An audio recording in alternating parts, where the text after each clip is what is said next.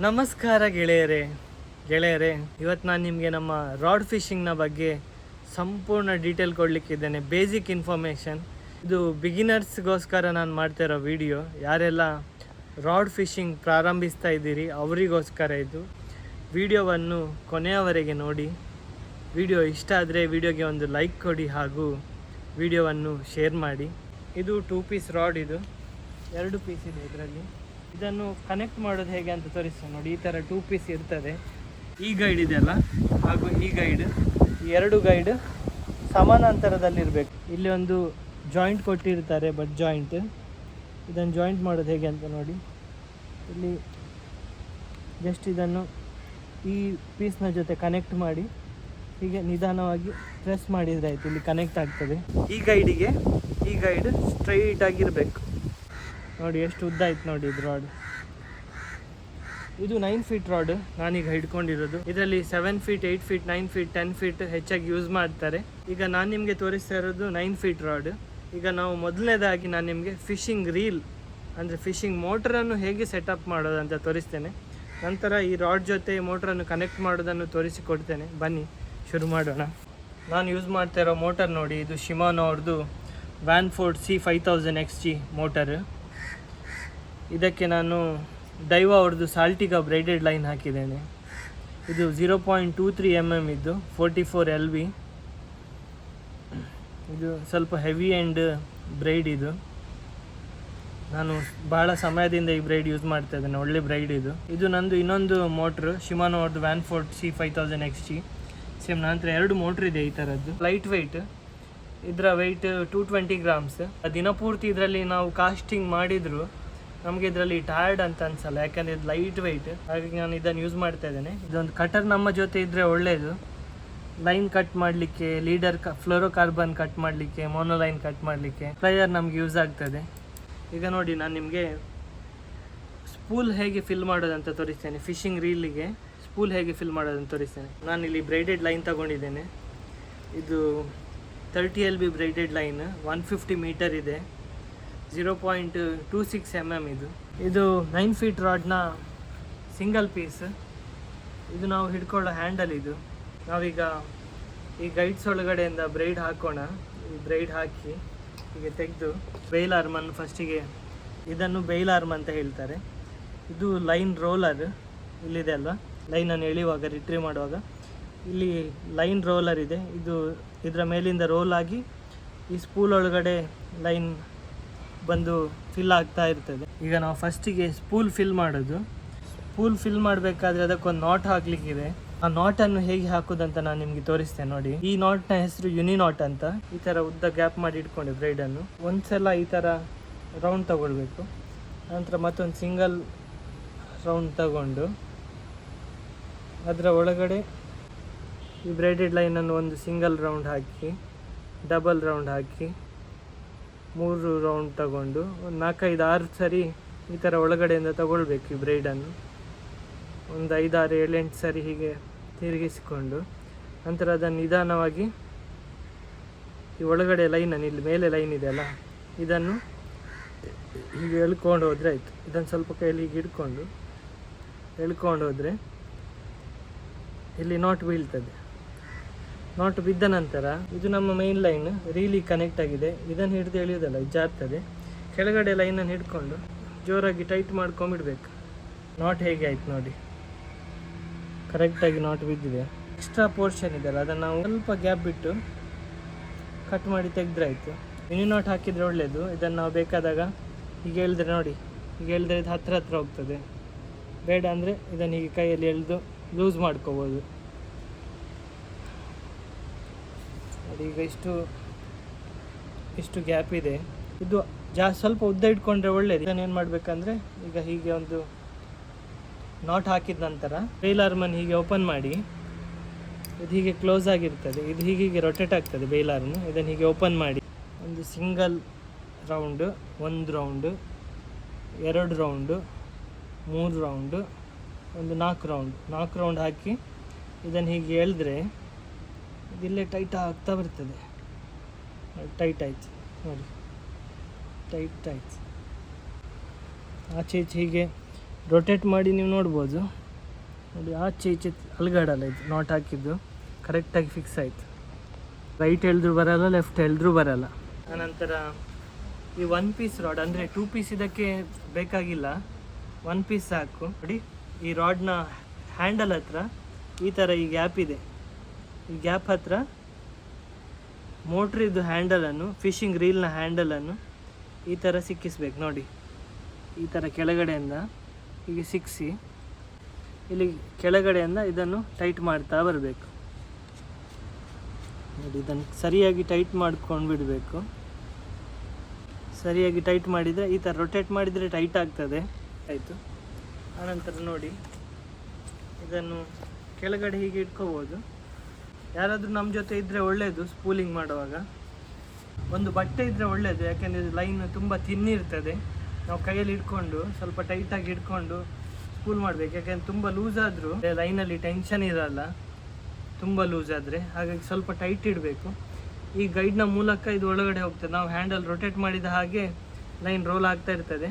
ನೋಡಿ ಈಗ ನಾನು ಹೇಗೆ ಫಿಲ್ ಮಾಡ್ತೇನೆ ನೋಡಿ. ಸ್ಪೂಲನ್ನು ಸ್ವಲ್ಪ ಟೈಟಾಗಿ ಇಟ್ಕೋಬೇಕು. ನಿಮ್ಮ ಜೊತೆ ಯಾರಾದರೂ ಇದ್ದರೆ ಅವ್ರ ಹತ್ರ ನೀವು ಇದು ಲೈನನ್ನು ಕೈಯಲ್ಲಿ ಬಟ್ಟೆಯಲ್ಲಿ ಹಿಡ್ಕೊಳ್ಳಿಕ್ಕೆ ಹೇಳಿ. ಆನಂತರ ನೀವು ಹ್ಯಾಂಡಲಲ್ಲಿ ನಿಧಾನವಾಗಿ ರೊಟೇಟ್ ಮಾಡಿ ಸ್ಪೂಲಿಂಗ್ ಮಾಡ್ಬೋದು. ಈಗ ನಾನು ಈ ಬ್ರೈಡೆಡ್ ಲೈನನ್ನು ಇಲ್ಲಿ ಕೆಳಗಡೆ ಹಾಕ್ತೇನೆ. ಕೆಳಗಡೆ ಹಾಕಿ ನನ್ನ ಕಾಲಿನ ಮೇಲೆ ಹೀಗೆ ಇಟ್ಕೊಂಡಿದ್ದೇನೆ. ಇದನ್ನು ಬಟ್ಟೆಯಲ್ಲಿ ಹಿಡ್ಕೊಳ್ತೇನೆ, ಯಾಕೆಂದರೆ ಬಟ್ಟೆಯಲ್ಲಿ ಸ್ವಲ್ಪ ಸುತ್ತಿ ಇಟ್ಕೊಂಡ್ರೆ ಸ್ವಲ್ಪ ಟೈಟ್ ಆಗ್ತದೆ ಲೈನ್. ಯಾಕೆಂದರೆ ಕೈಯಲ್ಲಿ ಎಳೆಯುವ ಹಾಗೆ ಇಲ್ಲ, ಕೈಯಲ್ಲಿ ಎಳೆದ್ರೆ ಕೈಯಲ್ಲಿ ಗಾಯ ಆಗಿ ಬಿಡುತ್ತದೆ, ಯಾಕೆಂದರೆ ಟೈಟ್ ಆಗಿರ್ತದಲ್ಲ. ಹಾಗಾಗಿ ಟವಲಲ್ಲಿ ಹಿಡ್ಕೊಂಡು ಈ ಥರ ರೋಲ್ ಮಾಡ್ತಾ ಇರ್ತೇನೆ. ಈ ಲೈನ್ ಹೀಗೆ ಕೆಳಗಡೆಯಿಂದ ಬಂದು ಇಲ್ಲಿ ಸ್ವಲ್ಪ ಟೈಟಾಗಿ ನಾನು ಹಿಡ್ಕೊಂಡಿದ್ರಿಂದ ಲೈನ್ ನೋಡಿ ಟೈಟಾಗಿದೆ, ಲೈನ್ ಟೈಟಾಗಿದೆ. ಹಾಗೆ ಸ್ಪೂಲಿಂಗ್ ಆಗ್ತದೆ. ನಿಧಾನವಾಗಿ ಇದನ್ನು ರೊಟೇಟ್ ಮಾಡ್ತಾ ಹೋಗ್ಬೋದು.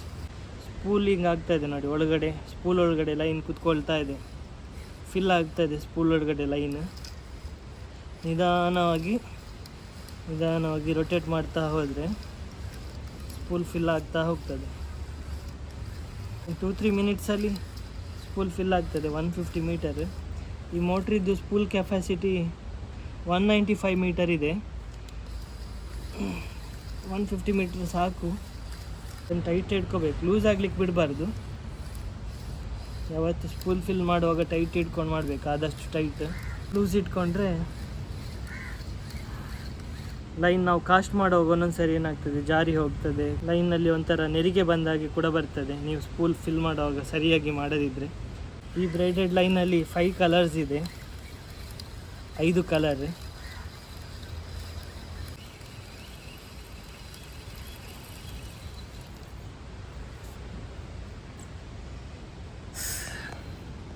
ನೋಡಿ ಸ್ಪೂಲ್ ಫಿಲ್ ಮಾಡಿ ಆಯಿತು. ಸ್ಪೂಲ್ ಫಿಲ್ ಆದಮೇಲೆ ಈ ಲೈನ್ ಈ ಗೈಡ್ಸ್ನ ಒಳಗಡೆಯಿಂದ ಬಂದಿತ್ತು, ಇದೆಲ್ಲ ಹೊರಗಡೆ ಬಂತೀಗ. ಈಗ ಇದನ್ನು ಸ್ವಲ್ಪ ರಿಟ್ರೀವ್ ಮಾಡೋಣ ಹೀಗೆ ಕೈಯಲ್ಲಿ ಇಟ್ಕೊಂಡು. ನೋಡಿ ಸ್ಪೂಲ್ ಫಿಲ್ ಆಯಿತು, ಎಷ್ಟು ನೀಟಾಗಿ ಆಗಿದೆ ನೋಡಿ. ಕರೆಕ್ಟಾಗಿ ಸ್ಪೂಲ್ ಫಿಲ್ ಆಗಿದೆ. ಫುಲ್ ಆದಮೇಲೆ ನಾನು ಯೂಸ್ ಮಾಡ್ತಾ ಇರೋದು 2 ಪೀಸ್ ರಾಡ್. ಅದರದ್ದು ಸೆಕೆಂಡ್ ಪೀಸನ್ನು ನಾವು ಕನೆಕ್ಟ್ ಮಾಡೋಣ. ಕನೆಕ್ಟ್ ಮಾಡೋದು ಹೇಗೆ ಅಂತ ತೋರಿಸ್ತೇನೆ ನೋಡಿ. Simple and easy. ಈ ಟಿಪ್ ಇದೆ ಅಲ್ವಾ, ಈ ಟಿಪ್ ಫಸ್ಟ್ ಪೀಸ್ ಇದು ಟಿಪ್ಪಿನ ಪೋರ್ಷನಿಗೆ ಸೆಕೆಂಡ್ ಪೀಸನ್ನು ಜಸ್ಟ್ ಹೀಗೆ ಪ್ರೆಸ್ ಮಾಡಿದರೆ ಆಯಿತು, ಕನೆಕ್ಟ್ ಆಗ್ತದೆ. ನಿಧಾನವಾಗಿ ಅದನ್ನು ನೋಡಿ. ಈ ಗೈಡಿಗೆ ಸೆಕೆಂಡ್ ಗೈಡ್ ಮ್ಯಾಚ್ ಆಗಬೇಕು. ಆನಂತರ ಈ ಲೈನನ್ನು ಕೈಯಲ್ಲಿ ಹಿಡ್ಕೊಂಡು ಈ ಬೇಲ್ ಆರ್ಮನ್ನು ಫಸ್ಟಿಗೆ ಓಪನ್ ಮಾಡಬೇಕು. ಓಪನ್ ಮಾಡದಿದ್ದರೆ ನಮಗೆ ಲೈನನ್ನು ಎಳಿಲಿಕ್ಕೆ ಸ್ವಲ್ಪ ಕಷ್ಟ. ಇದು ಮೋಟರಿನ ಡ್ರ್ಯಾಗ್ ಅಂತ. ನಮಗೆ ಬೇಕಾದ ಹಾಗೆ ನಾವು ಡ್ರ್ಯಾಗನ್ನು ಸೆಟ್ ಮಾಡ್ಕೊಂಡು ಇಟ್ಕೋಬೋದು. ಮೀಡಿಯಮ್ ಡ್ರ್ಯಾಗ್ ಸೆಟ್ ಮಾಡಿ ಇಟ್ಕೊಂಡ್ರೆ ಒಳ್ಳೆಯದು. ಅಂದರೆ ಸ್ವಲ್ಪ ಸ್ಟ್ಯಾಮಿನಾ ಹಾಕಿ ಎಳ್ದಾಗ ಬರೋ ಹಾಗೆ ಸೆಟ್ ಮಾಡ್ಕೋಬೇಕು. ತುಂಬ ಲೂಸ್ ಇಟ್ಕೊಂಡ್ರೂ ಕೂಡ ಹಾಗೆ ಮೀನು ಬೈಟ್ ಮಾಡಿ ಕಲ್ಲೊಳಗಡೆ ತಗೊಂಡೋಗಿ ಬಿಡ್ತದೆ ಲೈನ್. ಕಲ್ಲೊಳಗಡೆ ಹೋದರೆ ಲೈನ್ ಕಟ್ ಆಗೋ ಚಾನ್ಸಸ್ ತುಂಬ ಜಾಸ್ತಿ. ಅದರಲ್ಲೂ ಸ್ನ್ಯಾಪರ್ ಹಾಗೂ ಗ್ರೂಪರೆಲ್ಲ ಬೈಟ್ ಮಾಡಿದರೆ ಹೆಚ್ಚಾಗಿ ಅವುಗಳು ಕಲ್ಲಿನ ಒಳಗಡೆ ಲೈನನ್ನು ತಗೊಂಡು ಹೋಗ್ತದೆ. ಯಾಕೆಂದರೆ ಅವುಗಳು ಕಲ್ಲಿನ ಒಳಗಡೆ ಹಾಗೂ ಕಲ್ಲಿನ ಸುತ್ತಮುತ್ತ ಫೀಡಿಂಗ್ ಮಾಡ್ತಾ ಇರುವಂತಹ ಮೀನುಗಳಾಗಿರ್ತವೆ. ಬೇಲ್ ಆರ್ಮನ್ನು ಓಪನ್ ಮಾಡಿ ಫಸ್ಟ್ ಗೈಡ್ ಒಳಗಡೆಯಿಂದ ತಗೋಬೇಕು. ಆಮೇಲೆ ಇದು ಸೆಕೆಂಡ್ ಗೈಡ್, ಇದು ಥರ್ಡ್ ಗೈಡ್. ಎಲ್ಲ ಗೈಡ್ಗಳ ಒಳಗಡೆಯಿಂದ ಈ ಲೈನನ್ನು ಹೊರಗಡೆ ತೆಗಿಬೇಕು.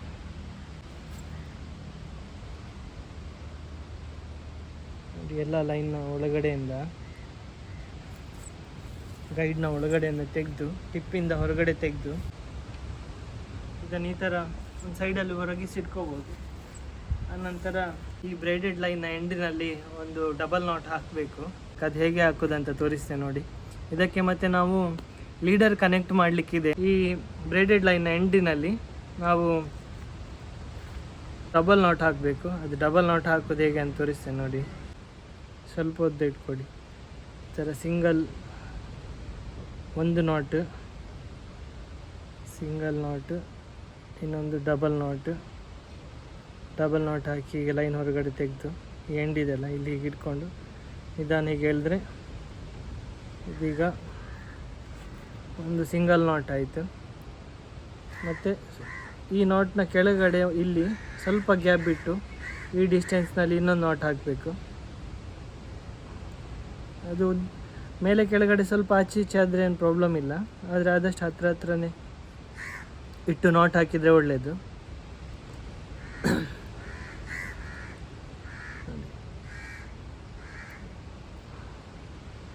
ಇನ್ನೊಂದು ನಾಟ್ ಹಾಕಿದೆ ನೋಡಿ. ಇದಕ್ಕೆ ನಾವೀಗ ಲೀಡರ್ ಲೈನ್ ಕನೆಕ್ಟ್ ಮಾಡಲಿಕ್ಕಿದೆ. ನಾನು FG ನಾಟ್ ಹಾಕೋದು ಹೆಚ್ಚಾಗಿ. FG ನಾಟ್ನ ವಿಡಿಯೋ ನಾನು ಸಪ್ರೇಟಾಗಿ ಮಾಡಿ ನನ್ನ ಚಾನಲಲ್ಲಿ ಹಾಕಿರ್ತೇನೆ, ಅದನ್ನು ನೀವು ಚೆಕ್ ಮಾಡಿ FG ನಾಟ್ ಹೇಗೆ ಹಾಕೋದಂತ. ಈಗ ನಾವು ಲೀಡರ್ ಲೈನ್ ಕನೆಕ್ಟ್ ಮಾಡ್ತಾ ಇರೋದು. ಇಲ್ಲಿ ಮೇಲ್ಗಡೆ ಸ್ವಲ್ಪ ಎಕ್ಸೆಸ್ ಲೈನ್ ಬಂದಿದೆ, ಅದನ್ನು ತುಂಬ ಹತ್ತಿರದಿಂದ ಕಟ್ ಮಾಡೋದು ಬೇಡ, ಸ್ವಲ್ಪ ಗ್ಯಾಪ್ ಬಿಟ್ಟು ಒಂದಿಷ್ಟು ಮೇಲೆ ಕಟ್ ಮಾಡಿದರೆ ಸಾಕು ನೋಡಿ. ಈಗ ಇದಕ್ಕೆ ಲೀಡರ್ ಲೈನ್ ಕನೆಕ್ಟ್ ಮಾಡೋದು ಹೇಗೆ ಅಂತ ತೋರಿಸ್ತೇನೆ ನೋಡಿ. ಇದು ಫ್ಲೋರೋ ಕಾರ್ಬನ್ ನಾನು ಯೂಸ್ ಮಾಡ್ತಾ ಇರೋದು. ನೀವು ಬೇರೆ ಮೋನೋಲೈನ್ ಕೂಡ ಯೂಸ್ ಮಾಡ್ಬೋದು. ಫ್ಲೋರೋ ಕಾರ್ಬನ್ ಯೂಸ್ ಮಾಡಿದರೆ ಒಳ್ಳೆಯದು, ನಾನು ರೆಕಮೆಂಡ್ ಮಾಡೋದು. ಯಾಕಂದರೆ ಮೀನು ಬೈಟಾಗಿ ಕಲ್ಲಿನೊಳಗಡೆ ಎಲ್ಲ ತಗೊಂಡೋದ್ರೆ ಕಲ್ಲಿಗೆ ತಾಗಿದರೆ ಎಲ್ಲ ಈ ಫ್ಲೋರೋ ಕಾರ್ಬನ್ ಬೇಗ ಕಟ್ಟಾಗಲ್ಲ, ಒಳ್ಳೆ ಸ್ಟ್ರಾಂಗ್ ಇರ್ತದೆ ಲೈನ್. ಈಗ ಫ್ಲೋರೋ ಕಾರ್ಬನ್ ಇದು ನಾನೊಂದು ಬಂಡಲ್ಲೇ ತೊಗೊಂಡಿಟ್ಟಿದ್ದೇನೆ. ಇದು 60 LB ನಾನು ಯೂಸ್ ಮಾಡೋದು. 50 LB ಕೂಡ ನೀವು ಯೂಸ್ ಮಾಡ್ಬೋದು. ಜಾಸ್ತಿ ಹೆವಿ ತಗೊಂಡ್ರೆ ಆ್ಯಕ್ಷನ್ ಸ್ವಲ್ಪ ಕಡಿಮೆ ಸಿಗ್ತದೆ ಫ್ಲೋರೋ ಕಾರ್ಬನ್ ಇತ್ತು, ಹಾಗಾಗಿ 50-60 LB ಸಾಕು. ಇದರಲ್ಲಿ ನಾವೀಗ 1 ಮೀಟ್ರ್ 1/4 ಮೀಟ್ರ್ ತಗೊಳ್ಳೋಣ. 1/4 ಮೀಟ್ರ್ ನೋಡಿ ಕಟ್ ಮಾಡಿ ತಗೊಳ್ಳೋಣ. 1/4 ಮೀಟ್ರ್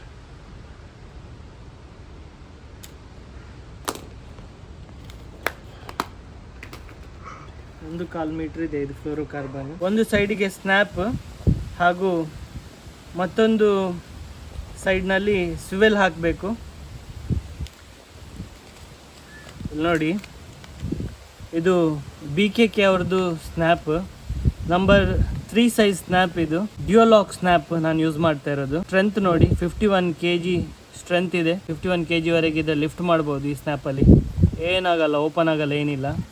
ಸ್ವಿವೆಲ್ ನೋಡಿ BKK ಅವ್ರದ್ದು ಸ್ವಿವೆಲ್ ತಗೊಂಡಿದ್ದೇನೆ, rolling swivel. Number 4 size swivel ತಗೊಂಡಿದ್ದೇನೆ, 35 kg ಇದರ ಸ್ಟ್ರೆಂತ್. ಈಗ ಅದನ್ನು ತೆಗಿಯೋಣ. ಫಸ್ಟಿಗೆ ಸ್ನ್ಯಾಪ್ ಕನೆಕ್ಟ್ ಮಾಡೋಣ. ಈ ಥರ ಒಂದು ಪ್ಲೇಯರ್ ಇಟ್ಕೊಂಡ್ರೆ ಒಳ್ಳೆಯದು. ಫ್ಲೋರೋ ಕಾರ್ಬನ್ ಮೋನೋಲೈನ್ ಕಟ್ ಮಾಡಲಿಕ್ಕೆ, ಬ್ರೈಡೆಡ್ ಲೈನ್ ಕಟ್ ಮಾಡಲಿಕ್ಕೆ ನಮಗೆ ಹೆಲ್ಪ್ ಆಗ್ತದೆ ಇದರಲ್ಲಿ. ಹಾಗೆ ಒಂದು ತಗೊಂಡು ಇಟ್ಕೊಳ್ಳಿ ನೀವು. ಈ ಒಂದು ಪ್ಯಾಕಿನಲ್ಲಿ 10 ಸ್ನ್ಯಾಪ್ ಬರ್ತದೆ, ಇದರಲ್ಲಿ ಕೂಡ ಹಾಗೆ 10 ಸ್ವಿವೆಲ್ ಬರ್ತದೆ.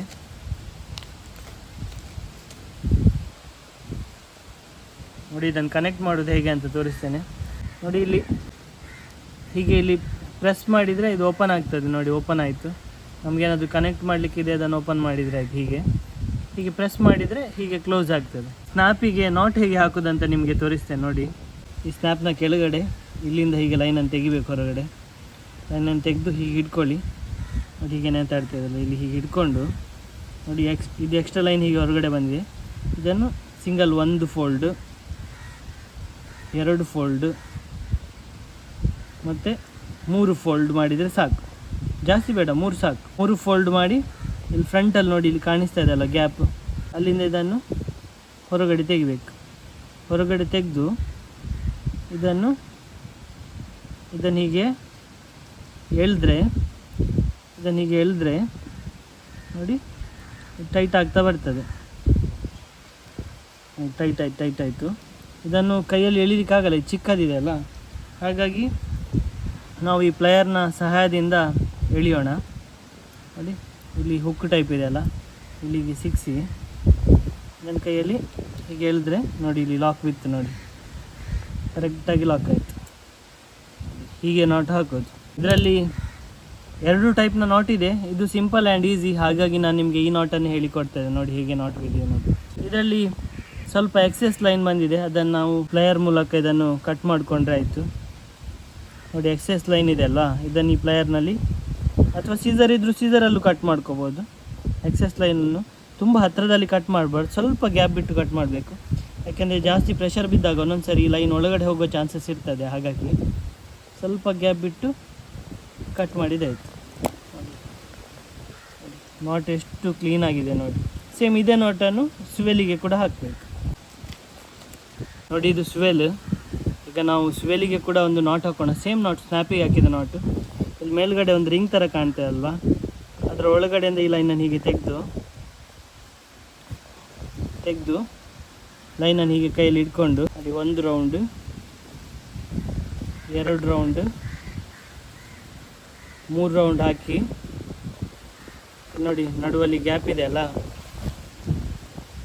ನಡುವಲ್ಲಿ ಇಲ್ಲಿ ಗ್ಯಾಪ್ ಇದೆ ಅಲ್ಲ, ಇದರ ಒಳಗಡೆಯಿಂದ ಈ ಲೈನನ್ನು ತೆಗಿಬೇಕು. ಲೈನನ್ನು ತೆಗೆದು ಕೈಲಿ ಹೀಗೆ ಇಟ್ಕೊಂಡು ಎಳೆದ್ರೆ ಆಯಿತು. ಎಳೆದಾಗ ಫುಲ್ ಟೈಟ್ ಆಗಲ್ಲ. ನಂತರ ನಾವು ಪ್ಲೇಯರನ್ನು ಇಟ್ಕೊಂಡು ಪ್ಲೇಯರ್ನಲ್ಲಿ ಈ ಸ್ವೆಲನ್ನು ಇಟ್ಟು ಪ್ಲೇಯರಲ್ಲಿ ಹೀಗೆ ಇಟ್ಕೊಂಡು ನೋಡಿ ಇದನ್ನು ಹೀಗೆ ಎಳೆದ್ರೆ ನೋಡಿ ನಾಟ್ ವಿತ್, ನೋಡಿ ಕ್ಲೀನಾಗಿ ನಾಟ್ ವಿತ್. ಇದರಲ್ಲಿ ಕೂಡ ಎಕ್ಸೆಸ್ ಲೈನ್ ಇದೆ ನೋಡಿ, ಇಷ್ಟುದ್ದ ಎಕ್ಸೆಸ್ ಇದೆ.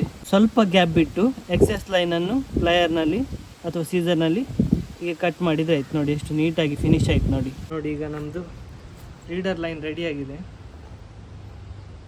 ಈಗ ಇದರದ್ದು ಸ್ನ್ಯಾಪನ್ನು ಓಪನ್ ಮಾಡಿ ಈ ಲೈನಿಗೆ ಕನೆಕ್ಟ್ ಮಾಡಬೇಕು.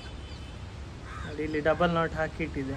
ನೋಡಿ ಇಲ್ಲಿ ಓಪನಿಂಗ್ ಇದೆ, ನೋಡಿ ಈ ಥರ ಓಪನಿಂಗ್ ಇದೆ ಅಲ್ಲ, ಇದನ್ನು ಹೀಗೆ ಫೋಲ್ಡ್ ಮಾಡಿ ಈ ಸ್ವೆಲ್ ಇದ್ದ ಎಂಡಲ್ಲಿ ಇದರೊಳಗಡೆಯಿಂದ ತೆಗಿಬೇಕು. ನೋಡಿ ಹೀಗೆ ತೆಗೆದು ಇದನ್ನು ಹೀಗೆ ಓಪನ್ ಮಾಡಲಿಕ್ಕೆ ಆಗ್ತದೆ.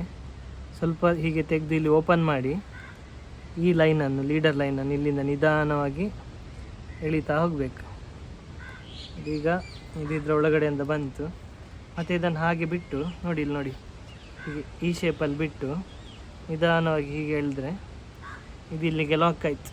ಇಲ್ಲಿಗೆ ನಾವು ನಮ್ಮ ನಾವು ಯೂಸ್ ಮಾಡೋ ಶ್ಯಾಡನ್ನು, ಶ್ರಿಂಪ್ ಆದರೆ ಶ್ರಿಂಪ್ ನೋಡಿ ಈ ಸ್ನ್ಯಾಪನ್ನು ಇದರ ಒಳಗಡೆ ಹಾಕಿ ಈ ಥರ ಲಾಕ್ ಮಾಡಿದರೆ ಆಯಿತು. ನೋಡಿ ರೆಡಿ ಆಯಿತು. ಅದರ ಬದಲಿಗೆ ನಾವು ರಬ್ಬರ್ ಹಾಕೋದಾದರೆ ರಬ್ಬರ್ ಕೂಡ ಯೂಸ್ ಮಾಡ್ಬೋದು. ಬೇರೆ ಕಲರ್ ರಬ್ಬರ್, ಇದು ಆಲ್ರೆಡಿ ನಾನು ರಿಗ್ ಮಾಡಿ ಇಟ್ಟಿದ್ದೇನೆ ರಬ್ಬರನ್ನು. ನೀವು ರಬ್ಬರ್ ಕೂಡ ಯೂಸ್ ಮಾಡ್ಬೋದು. ನೋಡಿ ನೋಡಿ ಇದು 17 ಗ್ರಾಮ್ಸ್ ಇದರ ವೆಯ್ಟ್. ಈ ಥರ ಕನೆಕ್ಟ್ ಮಾಡುವಾಗ ಫಸ್ಟಿಗೆ ಇದು ಓಪನ್ ಆಗಿರ್ತದೆ ಸ್ನ್ಯಾಪ್. ಇಲ್ಲಿ ಹೀಗೆ ಹಾಕಿ ಇದನ್ನು ಜಸ್ಟ್ ಪ್ರೆಸ್ ಮಾಡಿದರೆ ಇದು ಲಾಕ್ ಆಗ್ತದೆ. ಹೀಗೆ ಲಾಕ್ ಮಾಡಿ ಆನಂತರ ಇದೀಗ ಓಪನ್ ಆಗಿದೆ ಬೇಲ್ ಆರ್ಮ್. ಇದನ್ನು ನಾವೀಗ ಕ್ಲೋಸ್ ಮಾಡಿ ಈ ಲೈನನ್ನು ಹೀಗೆ ಎಳೆದಿಡ್ಕೊಂಡು ಸ್ವಲ್ಪ ಟೈಟ್ ಇಟ್ಕೊಂಡು ಇದನ್ನು ನಿಧಾನ ಟೈಟ್ ಮಾಡಿ.